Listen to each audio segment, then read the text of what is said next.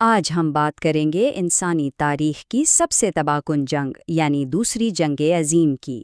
لیکن یہ سمجھنا ضروری ہے کہ یہ جنگ کوئی ایک واقعہ نہیں تھی، بلکہ یہ ڈومینوز کی طرح تھی، جہاں ایک واقعہ گرا اور اپنے ساتھ باقی سب کو بھی گراتا چلا گیا، یہاں تک کہ پوری دنیا اس کی لپیٹ میں آ گئی۔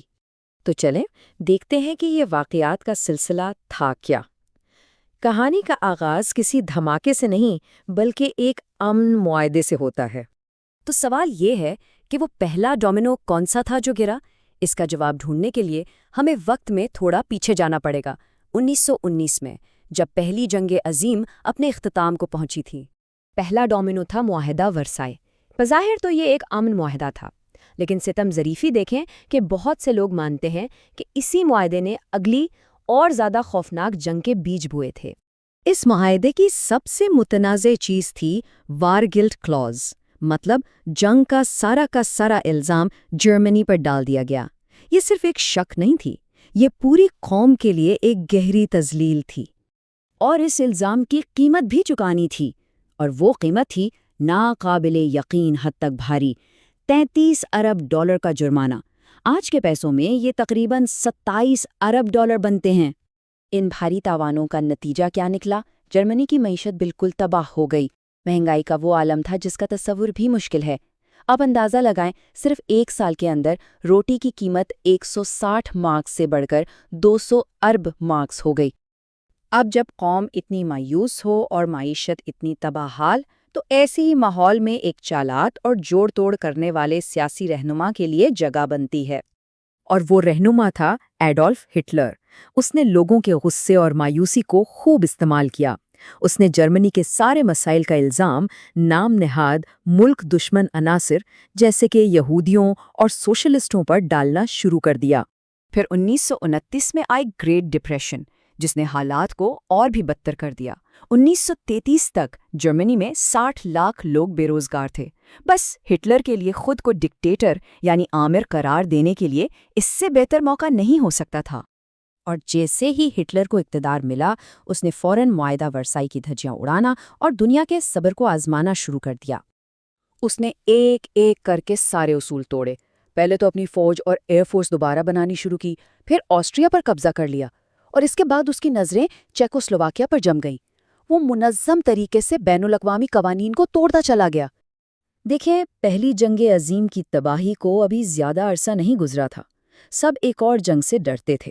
تو اسی ڈر میں برطانوی وزیر اعظم نیول چیمبرلین نے ایک پالیسی اپنائی جسے کہتے ہیں اپیزمنٹ یعنی خوشامد۔ انہیں لگا کہ شاید ہٹلر کی کچھ مانگیں پوری کر کے اسے روکا جا سکتا ہے۔ چیمبرلین میونش سے واپس آئیں تو انہیں پورا یقین تھا کہ انہوں نے ہمارے وقت کے لیے امن حاصل کر لیا ہے۔ لیکن ہٹلر کے وعدوں کی کوئی حیثیت نہیں تھی۔ ایک سال بھی نہیں گزرا تھا کہ اس نے باقی کے چیکوسلوواکیہ پر بھی حملہ کر دیا۔ خوشامد کی یہ پالیسی بہت بری طرح ناکام ہو چکی تھی۔ اب آسٹریا اور چیکوسلوواکیہ تو اس کے قبضے میں تھے۔ اگلا ڈومینو گرنے کو تیار تھا، اور وہ تھا پولینڈ۔ یہاں ہٹلر نے ایک بہت ہی حیران کن اور خود غرضانہ چال چلی۔ 2 محاذوں پر جنگ سے بچنے کے لیے اس نے اپنے سب سے بڑے نظریاتی دشمن سوویت یونین کے ساتھ ایک معاہدہ کر لیا اور خفیہ طور پہ یہ طے کیا کہ وہ پولینڈ کو آپس میں بانٹ لیں گے۔ اور پھر 1 ستمبر 1939 کو 10 لاکھ جرمن فوجیوں نے پولینڈ پر حملہ کر دیا۔ بس یہ آخری حد تھی۔ برطانیہ اور فرانس نے ہٹلر کو الٹیمیٹم دیا، جسے اس نے نظر انداز کر دیا۔ دنیا اب باقاعدہ جنگ کی لپیٹ میں تھی۔